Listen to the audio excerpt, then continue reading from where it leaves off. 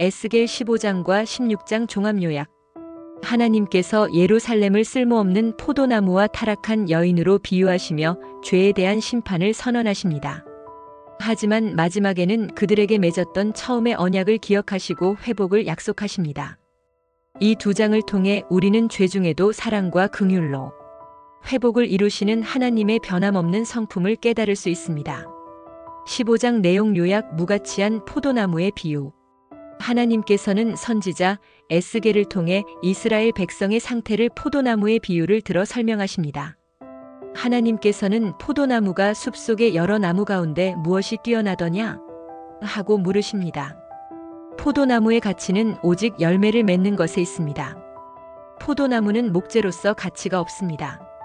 만약 포도나무가 열매조차 맺지 못한다면 그것은 정말 쓸모없는 존재가 되고 맙니다.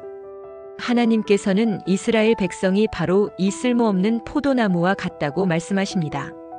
그들은 하나님의 특별한 은혜로 선택되었지만 열매를 맺지 못하고 우상을 숭배하며 죄악에 빠졌습니다. 마치 불에 타서 그을리고 변형된 포도나무처럼 되었습니다. 결국 불에 던져지듯이 이스라엘 백성도 하나님께 죄악을 범함으로 하나님의 준엄한 심판을 피할 수 없게 된 것입니다. 그들이 하나님의 선택된 백성이라는 특별한 지위를 가졌음에도 불구하고 그들의 불순종과 패역함이 스스로를 파멸로 이끌었습니다.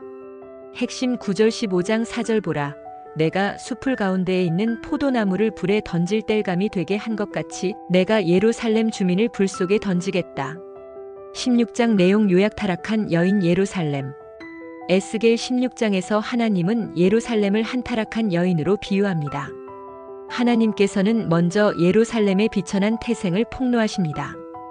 예루살렘은 근본은 가나안으로 아모리 사람과 햇사람의 딸로 태어났을 때 아무도 돌보는 이가 없어 탯줄도 끊지 못한 채 길바닥에 버려진 아이와 같았다고 말씀하십니다.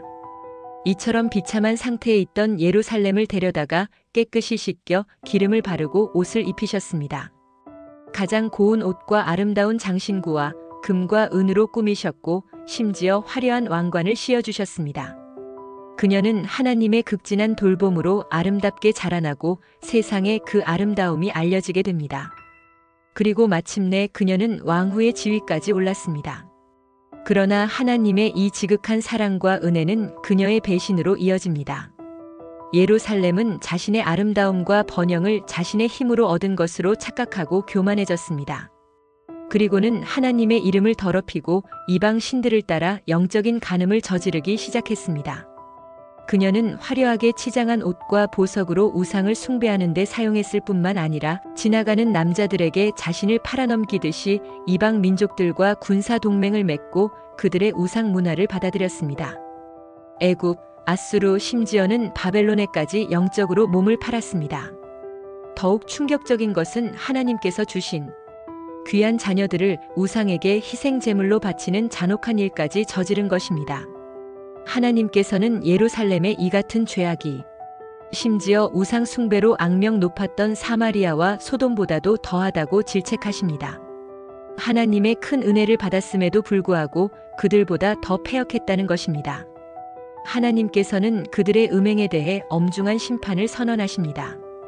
그녀를 사랑했던 자들, 즉 이방 동맹국들을 통해 의복을 벗기고 장식품을 빼앗고 몸을 벌거벗겨 모든 사람이 보는 앞에서 돌에 맞고 칼에 찔리는 벌을 주시겠다고 선언하십니다.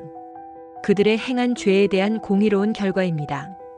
하지만 이 모든 심판과 멸망의 예고에도 불구하고 하나님께서는 마지막에 이렇게 말씀하십니다. 그러나 내가 내 어릴 때에 너와 맺은 나의 언약을 기억하고 내게 영원한 언약을 세우리니 예루살렘이 아무리 극심한 죄악을 저질렀다 할지라도 하나님께서는 그들과 맺으신 처음의 언약을 잊지 않으시고 당신의 신실하심으로 그들을 다시 회복시켜 주시겠다고 약속하십니다. 엄중한 심판에도 불구하고 희망과 구원의 미래를 암시하셨습니다. 핵심 구절 16장 60절. 그러나 내가 내 어릴 때에 너와 세운 내 언약을 기억하고 너와 더불어 영원한 언약을 세워 내가 여호와인 줄 내가 알게 하리니. 우리에게 주는 교훈. 우리는 천한 상태에서 하나님의 은혜로 택함받고 구원받은 존재들입니다. 때로 우리는 받은 은혜를 망각하고 세상의 유혹에 빠져 영적으로 간음을 저지르며 죄를 짓기도 합니다. 그러나 이 말씀은 죄 중에 있더라도 회개하는 자를 용서하시며 다시 회복시켜 주신다는 희망의 메시지를 줍니다. 구원은 우리의 의로움이 아니라 하나님의 은혜임을 깨달아야 합니다. 그러나 복음은 값싼 것이 아니라고 예수님은 말씀하십니다. 날마다 자기 십자가를 지고 자신의 소망과 꿈과 소유와 심지어 생명까지도 그리스도를 위해 내어드리라고 말씀하십니다.